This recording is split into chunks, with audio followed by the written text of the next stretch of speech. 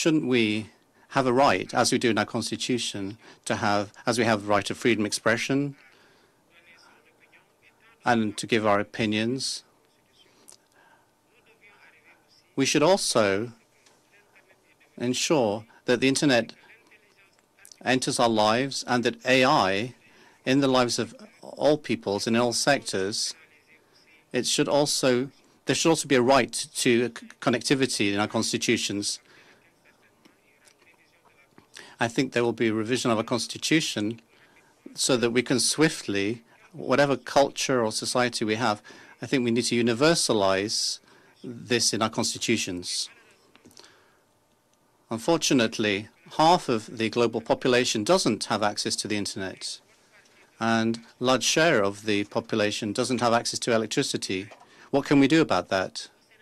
In Senegal, as in Africa, 36% of the population doesn't have access to the internet, whereas in the world, that is a much lower rate. So there's a great gap to fill to ensure that internet is available everywhere in rural areas. That's what we're working towards. But it's also important in terms of a vision, not only for Senegal, but for Africa as well, because we're very open in Africa. We're stable, and we can use our technology. That's why we are conceiving of high technology to bring in the necessary investment and attract the supercalculators, the cloud, and other facilities. Merci. Prime Minister Sharif, you have a great passion for education. You understand the transformative impact of education. What actions have you taken in Pakistan to help education develop, which is basically the glue that holds all of the SDGs together? Thank you very much for inviting me. Well, you're right that I have great passion to promote education in Pakistan, and the province I was serving for 10 years, Punjab. Over there, most definitely I had transformed education. But as I speak, we still have 25 million children out of school. Even though during the years in Punjab, I had introduced multiple initiatives to promote education and empower those segments of society which could not afford education for the children. For example, Punjab Endowment Fund, it provided voucher scheme to boys and girls to get admission in schools in their areas within that amount. Punjab Education Endowment Fund, it benefited hundreds and thousands of students who were high achievers but came from very poor background. This endowment fund is probably the largest in South Asia. It provided them with stipends to get education wherever they wanted to, and also abroad. Number 3, I built Danish schools, not Danish. Danish is in English intellect. And this was for poor children, orphans, who were very talented, but had no means to have access to education. They would have otherwise lost in the dust of their villages. I built them beautiful schools with dormitories, with smart boards, with quality teachers, books, bags, everything. And today, they're engineers, doctors, and so on and so forth.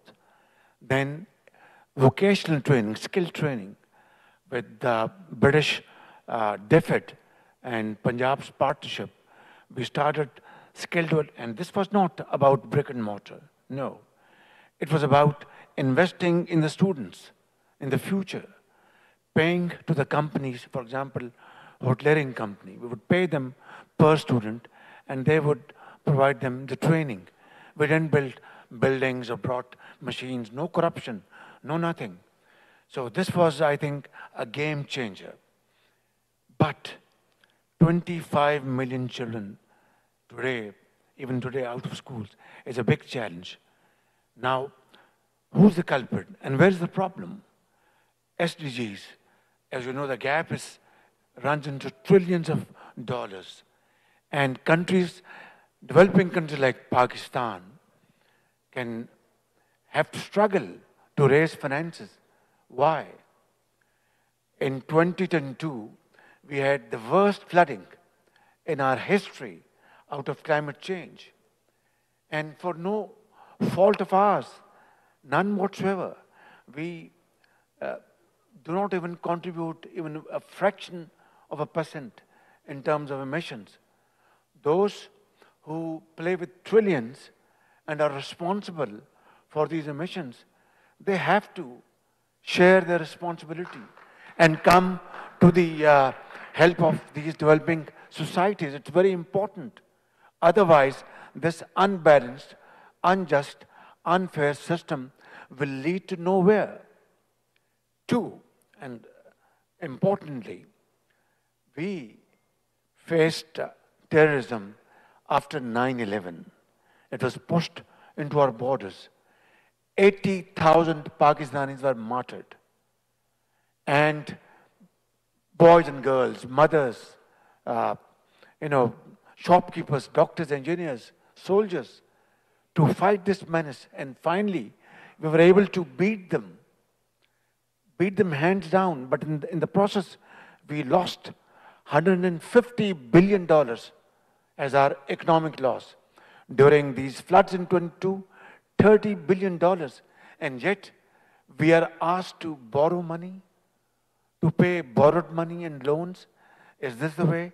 This vicious circle of debt trap, I call it death trap, will not help at all the developing societies.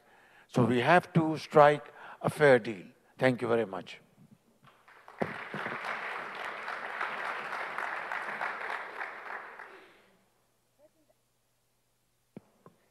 President Arevalo of Guatemala, in your national cooperation program, one of the things that you're trying to do is to eradicate hunger, poverty.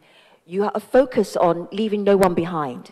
How do you create that inclusivity, which is at the heart of the SDGs, that you're doing in Guatemala today? Bueno, en primer lugar, muy buenas tardes y un saludo a todos y a todas. La pregunta de la inclusión es una pregunta sobre participación. No se trata únicamente de lograr que el desarrollo making sure that development benefits all the population, all the actors, but that it allows for different sectors of the population to participate in defining how these goals could be achieved.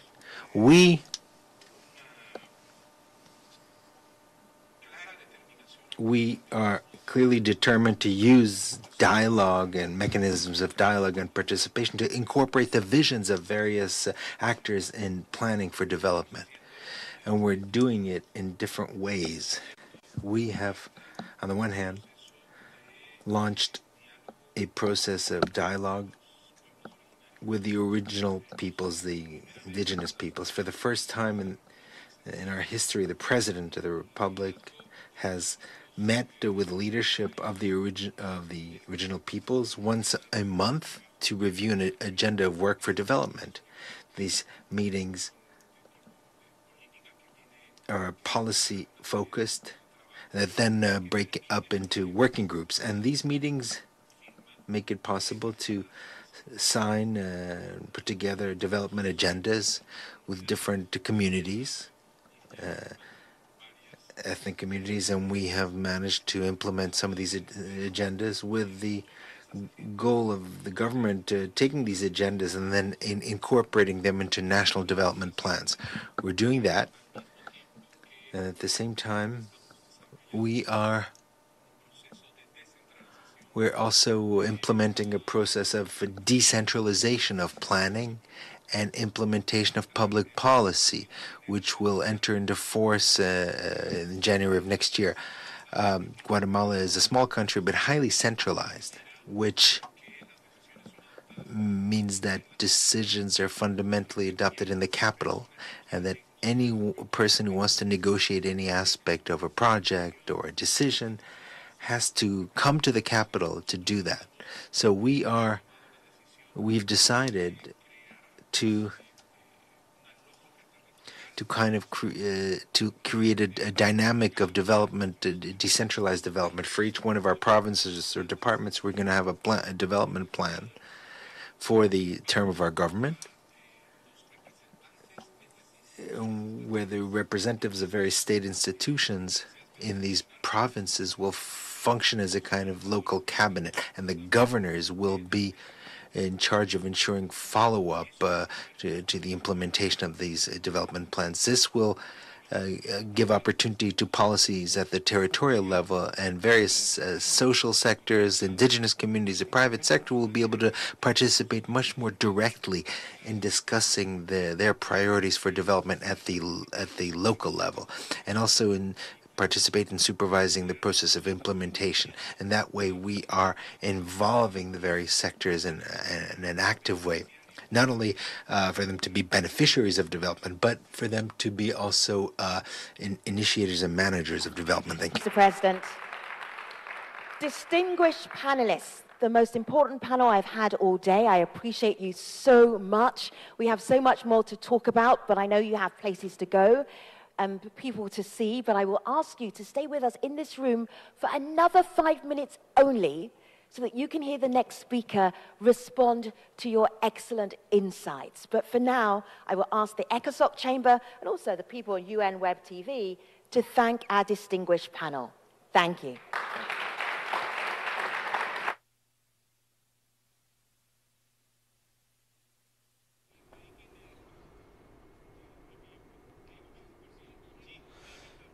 अक़वाम मुत्तहिदा के पायदार तरक्याती अहदाफ़ के हवाले से panel मुबाहसे में वज़ीर आज़म पाकिस्तान शहबाज शरीफ भी शरीक थे। नाज़रीन, आपको बताएं कि स्विट्ज़रलैंड की वज़ीर आज़म, डेनमार्क की वज़ीर आज़म, सेनेगल के सदर और उसके साथ साथ ग्वाटेमाला के सदर भी इस पैनल मुबाहसे में शरीक थे। शहबाज शरीफ वज़ीर आज़म पाकिस्तान का इस मौके पर यह कहना था कि सबसे ज़्यादा जो जज्बा रखते हैं हम, वो तालीम के लिए रखते हैं। तालीम के लिए बहैसियत वज़ीर आला पंजाब भी बहुत काम किया, और वज़ीर आज़म पाकिस्तान की हैसियत से भी बहुत ज़्यादा काम किया जा रहा है। 25 मिलियन जो हमारे आउट ऑफ स्कूल बच्चे हैं, उनको स्कूलों में लेकर जाना हमारा सबसे बड़ा हदफ है इस वक्त। अपनी खिदमात का जिक्र करते हुए उनका कहना था कि उन्होंने दानिश स्कूल, जो महरूम तबका है, जो तलबा ज़हीन हैं लेकिन वो अफोर्ड नहीं कर सकते अच्छी तालीम, अच्छे इदारों में तालीम हासिल करना, उनके लिए दानिश स्कूल बनाए गए। पंजाब एंडाउमेंट फ़ंड का क़याम अमल में लाया गया, और उसके साथ ख़ास तौर पर रोज़गार हासिल करने के लिए तलबा को मुफ्त वोकेशनल टेक्निकल ट्रेनिंग जो है वो दी गई, ताकि वो अपने पाँव पर खड़े होकर रोज़गार कमा सकें। मौसमियाती तब्दीली का जिक्र करते हुए उनकी गुफ्तगू का दूसरा हिस्सा जो पैनल मुबाहसे में था वो मौसमियाती तब्दीली के हवाले से था। उनका ये कहना था कि मौसमियाती तब्दीली जो हुई है, जो तबाही आई है पूरे इस प्लानट पर, उसकी वजह से पाकिस्तान सबसे ज़्यादा मुतासर होने वाले मुल्कों में से है। सैलाब हो या दूसरी कोई और कुदरती आफत हो, पाकिस्तान उसका सबसे ज़्यादा शिकार हुआ। 2022 के तबाहकुन सैलाब का जिक्र करते हुए उनका ये कहना था कि पाकिस्तान की मौसमियाती तब्दीली या माहौल को ख़राब करने के हवाले से, ग्लोबल एनवायरनमेंट को ख़राब करने के हवाले से पाकिस्तान की जो कंट्रीब्यूशन है वो बिल्कुल ज़ीरो है, लेकिन तबाही जो है जो आई है उसमें पाकिस्तान सबसे ज़्यादा मुतासर हुआ है। हमारे नुमाइंदे असद यार खान इस वक्त हमारे साथ टेलीफोन लाइन पर मौजूद हैं, उनसे मज़ीद तफसीलात मालूम करते हैं। असद यार खान, बहुत आला सतह इजलास था, एक पैनल मुबाहसा था SDG के हवाले से, पायदार यानी जो मिलेनियम डेवलपमेंट गोल्स हैं उनके हवाले से। ज़रा ये शेयर कीजिएगा कि ये मुख्तलिफ जो वज़राए आज़म थे या सरबराहान मुमलिकत थे, उन्होंने इज़हार ख्याल किया, मौसमियाती तब्दीली पर भी बोले, टेररिज्म पर भी बात हुई, टेक्नोलॉजी के हवाले से भी बात हुई। वज़ीर आज़म पाकिस्तान शहबाज शरीफ ने अपनी कॉम्प्रिहेंसिव जो गुफ्तगू की है, तालीम पर बात की, मौसमियाती तब्दीली पर बात की, टेररिज्म पर, यानी पाकिस्तान के जो बड़े बड़े मसाइल थे उनको दुनिया के सामने रखा और बड़ा बोल्ड और ब्लंट होकर रखा। किस तरह से देख रहे हैं आप इस खिताब को? जी, पायदार तरक्की के अहदाफ के हवाले से ये जो SDG मूवमेंट था, ये एक आला सतह मुबाहिसा था, और इसमें دنیا کے رہنما جو ہے اس میں شریک ہوئے. وزیر اعظم کا جو پینل ڈسکشن تھا اس میں